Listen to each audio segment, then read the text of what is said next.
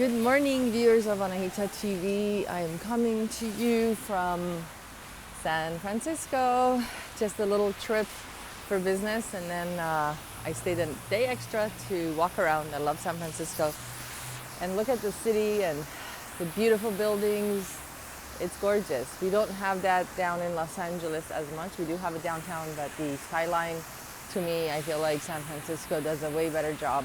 And it's all about Union Square and all the gorgeous financial buildings and much, much more. Today, I'm going to talk to you about a topic that actually relates to me a little bit, and others that are immigrants. There is a guru, an amazing guru. His name is Master Ko, and he used to be a financial advisor or in the financial world. And then he switched, and when his wife was going through a health issue, he became more of an intuitive and started giving advice, and he's a healer, and he gives a lot of advice, and he has his own show on YouTube, and it's amazing. I really love it. It's about a comment I read from one of his most recent videos titled Emotional Healing for Anxiety. And right now we're going through so much anxiety, it is very necessary. So what he does, his show basically begins with a little bit of wisdom, explanation, and he quotes the Tao, he quotes amazing writers, philosophers, and then he goes into a little meditation for everyone and prayer for the world. And when he does the meditations, he's usually very silent and he whispers. So it's best to have your earphones on. And I saw this kind of rude comment, someone that's following him and obviously maybe not, was born in the US or a country where English is the first language. So the comment was like 1, 2, 3, like it was saying, I guess they meant it in a productive way, but it was kind of rude because like he can't do anything about his accent unless he took classes. So that's my question for you guys. So do you think if you are a guru or someone of wisdom and is sharing information on YouTube, should they undergo accent reduction classes, or should they keep their accent as is? I understood him, but it's because I grew up in Canada, and Canada is very diverse, meaning I probably met someone from every single country in the world, maybe, or at least, the majority, like 70%. So I am familiar, my ears are familiar with accents, and I can understand them, and I'm sure I have a bit of an accent too. I was 12 when I came to the United States, so I have some of my accent left. It's not to a point where people don't understand, but I can understand it. When you are used to a certain accent, it's very difficult or are we lazy? So that's the other question. If we were born in America and we are not tolerant of other people's accents, especially someone like Master Ko, he's really busy. He's been invited to events like Tony Robbins and other such events that deliver messages. So my question to you is, should he keep his accent? Or should he go to classes for accent reduction? To me, I'll give you my opinion. I'll give you my opinion. My opinion is that I think we should be a little more tolerant. But you can disagree with me. I'm open to your explanations. The reason being, he is a family man. He is in his late 50s, I believe, I'm not sure, or maybe even early 60s. So it's kind of a late thing. It's never, I don't believe that it's ever too late, but I feel like I just felt bad for him when I read that comment. That's where it comes from, a place of compassion. I just feel like it should be his decision, and the only times you couldn't really hear him, it wasn't because of his accent. It was because it was a freaking meditation and he was whispering, and I feel like some people don't want to understand culture. I mean, you are coming into his culture, which is a culture of meditation and the guruism or whatever he does, then maybe you should try to open your ears a little more and be a little more tolerant. And if you listen to his tapes or classes daily, after a while I'm sure you'll be used to his accent and understand his message. The messages are extremely clear, and I don't believe that language or accents are barriers to understanding one another. I guess that's the point I'm getting to. We don't have to constantly mimic or match each other. We're a world of diversity, and this is why it's so amazing to be alive in this world. We live in the United States where we're free to practice our religions. You can practice all sorts of, wherever you come from, your language, you can keep your language, you can keep your religion as long as you understand English to the point where you can communicate and feed your family. I am an advocate of schooling. I love going to school, and I've been going to school forever. So if I, was given a chance or opportunity to keep going, I would still keep going. I'm never going to stop going to school. So, that should be his choice, though. That's the message for the day. I feel like we are so intolerant of other people's diversities and uniqueness, but at the same time, we love living in America because of its diversity. So what is it? What do you guys want?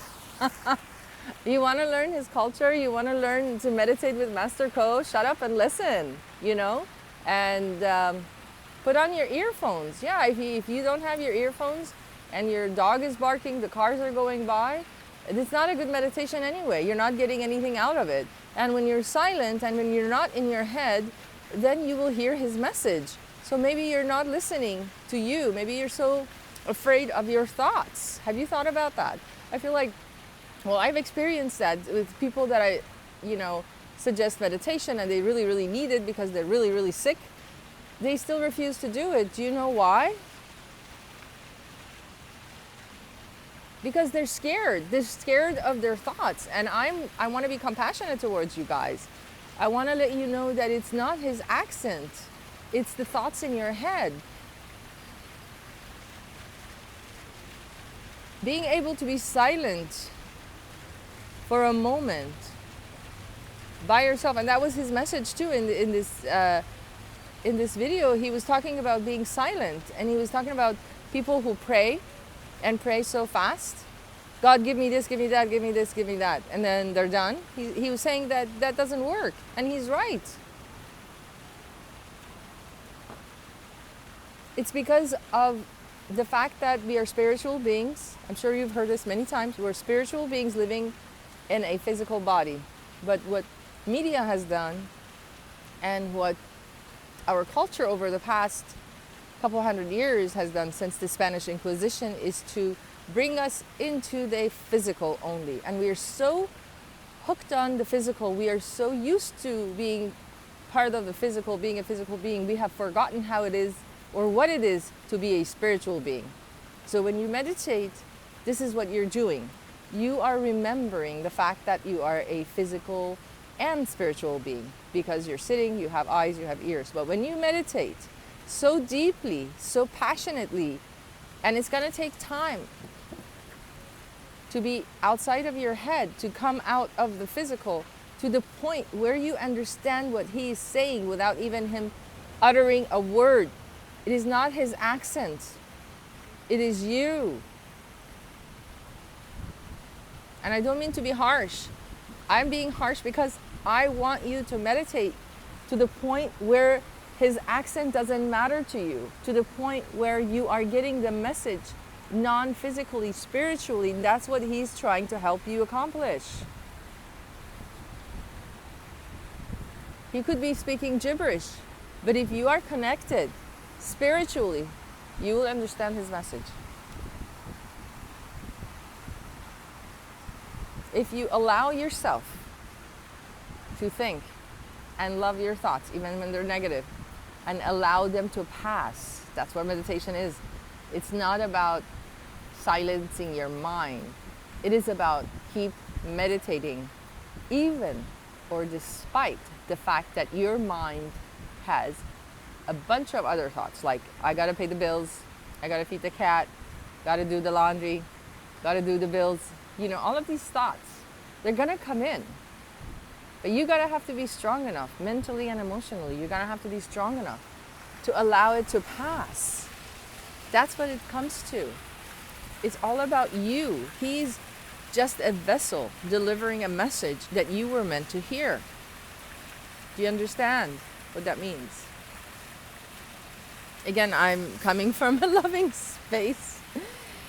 And I just want you to, I'm just so passionate about this. I'm so, I have overcame several health issues just through meditation. I was told I only had a few months to live if I didn't do this crazy surgery. I decided not to do it.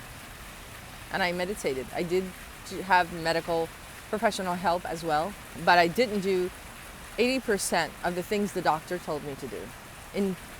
And you can do that too. I'm not telling you not to go to the doctor, but I'm letting you know that our society's constant nagging or focus on the physical has made us so spiritually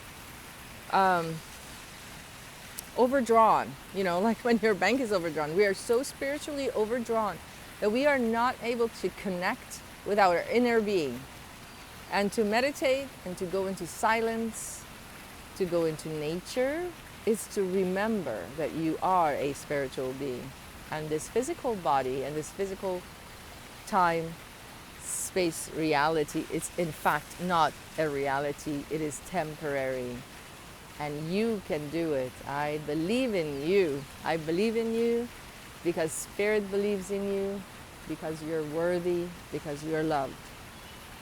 When you meditate, when you go inside yourself, when you allow your thoughts to pass, accept them, even if they're negative, even if they are not how you intended your life to be, you can change. You can change that. You can become exactly as you focus on being. It starts with 5 minutes a day, friends. Just 5 minutes a day. Give yourself the love and compassion to sit for 5 minutes in silence. You don't need MasterCall. You don't need me. You don't need anyone. You just need to sit for 5 minutes silently. It's not MasterCode's accent. It's those thoughts in your head telling you you're not worthy. It's those thoughts in your head telling you you need to try harder. No, you don't. You are loved. You are loved. You are loved by the non-physical because it's this energy that's expansive and it doesn't give up. It doesn't know how to go backwards. It just goes forward and it expands. It's bigger and bigger and bigger until you cannot deny yourself. It is such a loving space to be in.